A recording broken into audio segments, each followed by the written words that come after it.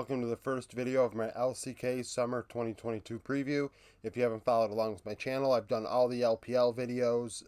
By the point I upload this, I may not have put them all out, but there's a playlist that you can go through of the LPL teams, similarly to how I will do with the LCK. So, we have Liiv Sandbox. I have them ranked 10th going into summer. This is one of the teams that I liked on paper going into spring, and it sucked. They went 4-14, finishing 9th. Their challenger team went 14-22, finishing 8th. News: they would swap out 80 carries, bring in Prince, send Ice down to challengers, and Howling would leave the team the backup top laner. So, I go over the stats. I mean, I'm no, guru or anything, but I think we can get a general idea going over some stats about these players going into summer. So, Dove, former mid laner, I believe last split was his first split in top, so we kind of give him a slight break, but KDA under 1.5, which is absolutely awful. CS per minute under 8, I mean, that will happen if it's your first time in top. 55% KP, so he's in the middle of a split pusher and a team fighter, usually a little bit lower if it's split pusher. 20% kill share, 21.3% gold share, so return on an investment is not quite there. Concerning, he played 12 champions.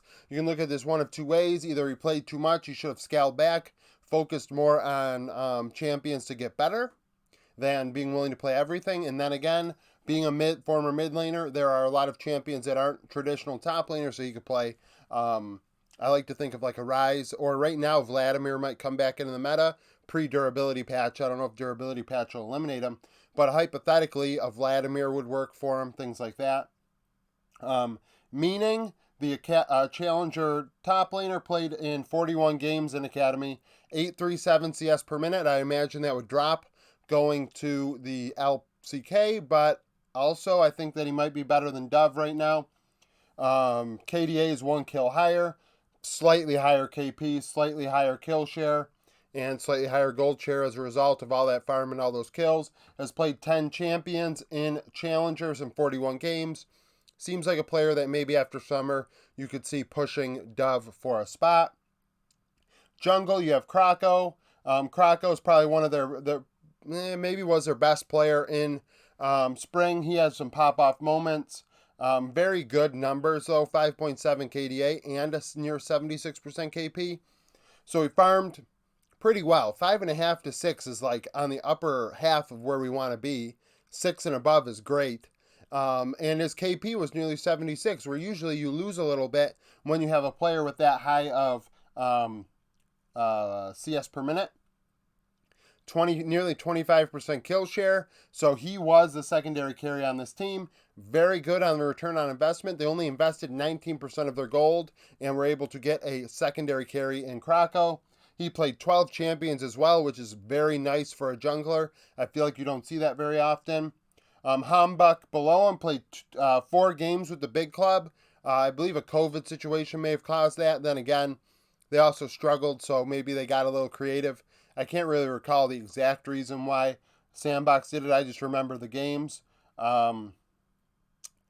He did okay, 534 CS per minute, nearly 90% KP, so he was very active in creating team fights. Not very big on the whole killing away from Hambuk when he was playing.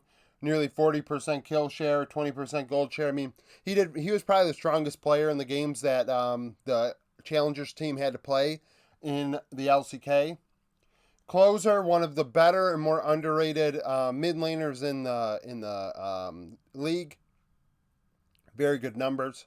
Near 9 CS per minute in the LCK is pretty damn good. We just went through the LPL, and I don't think there were many mid laners with that high of CS per minute. KDA of 2. Not quite a roamer at only 66%. Usually you see that up to 70 to 72 to 3 if he was a roamer. 25% kill share, so a secondary carry. Only a 22.8% gold share, which is pretty solid given the amount of kills he's getting. And he played 13 champions, which is also pretty cool. Played 13 champions and was able to rack up a near 9 CS per minute. 10-10, played in 4 games along with Hambuk. Struggled. A lot of people thought he would do, I mean, he was the player to watch. they played, and he struggled. 143 KDA, 75 CS per minute, 71, 11, 20 peripherals. Played 3 champions in 4 games. I mean, I don't think he's quite ready. Not like Meaning or Hambach to maybe after summer be an LCK mid laner. Maybe he needs longer than that. Bot lane, there are 4 players listed here. Very deep in the 80 carry slot after signing Prince. They already had been alternating between 2 different 80 carries this past split with Envy and Ice. Prince in 2021 with Liiv had a near 9.8 CS per minute, which is much better than Envy and Ice. 0.32 better than Ice, actually. His KDA was twice as high. Gold per minute, I don't know why I have gold per minute written down there. 65.2 KP, which was higher than both Envy and Ice. Higher kill share because he got into more fights at 30%. He was the true carry, in my opinion, based on the numbers for Sandbox in 2021. And only a 23.9 gold share. So he did a lot of work for the amount of gold they were giving him. They were not feeding him gold where you see the upper 24s to even 25 to mid 25%. And he played 9 champions in 47 games. Now, Envy will back him up. Between Envy and Ice, I thought Ice outplayed Envy. But Envy is going to be the one that stays with the big club. 9.2 CS per minute, which is almost 0.6 lower than Prince. Slightly lower KP, significantly lower kill share, 4% lower, and similar gold. So they were giving him similar gold and getting 4% less in kills. Played 7 champions in 9 games. Probably didn't need to play that many because Ice only played 7 in 32 games. 9.47 CS per minute, pretty much same KP. Kill share in between Prince and Envy, his was at 28. And he got more gold than either of them at 24.1. So sending Ice down kind of made no sense over Envy. But nevertheless, it's what they did. Maybe because they figure, well, we're going to give Ice more games and Envy's just going to be involved in scrims and not a long-term solution. If I'm Envy, maybe I'm looking at another team hoping that they can give me an opportunity. King Kong, especially when you got a guy, another guy behind you in King Kong that's now being pushed to 4th string. In Academy, he had a 9.65 CS per minute, which I mean is very good, ready for the LCK, but I don't know if he's much better than Envy or Ice. 65.2 KP, 29 kill share, 24 gold share, played 15 champions of 37 games, which is incredible for an 80 carry. You do not see that often, and that is a sticking point to me. Maybe King Kong will get a look after summer with somebody because of that champion pool, aka a freaking champion ocean. Support, I think, is a pretty weak role in this team. Cal, 165, 67.3, played 10 champions. I don't think he's all that good. Looking at Sandbox, a lot of what I liked was the jungle mid duo. Prove below him isn't much better. He played 2 games with the big club. Nearly 71 KP, 133 KDA, but it was only 2 games, so really what are you going to do? And Duro played 4 games in Academy and struggled even more. He's not ready for Academy. Maybe you look at moving Envy to try and get a support.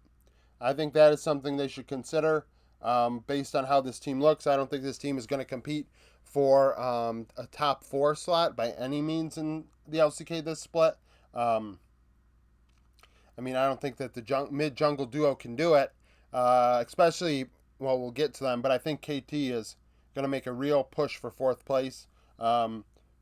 Excuse me, I mean, we'll get into that when we get into it, but nevertheless, this is Liiv Sandbox going into the LCK Summer Split 2022. This is the preview. Comment down below if you have any opinions, if you're a Sandbox fan, if you watch the Challenger Series in the LCK. What are these players like, the ones that we didn't see a lot of in the LCK that mainly played in the Challenger Series? Are they ready for the limelight or not? At 14 and 22, I can't really imagine that they all are. Do you think that any of these players should be replaced by players below them? And yeah, so thank you for watching. Stay tuned for more videos in my LCK Summer 2022 preview. Subscribe to the channel for daily League of Legends content, and thank you for watching.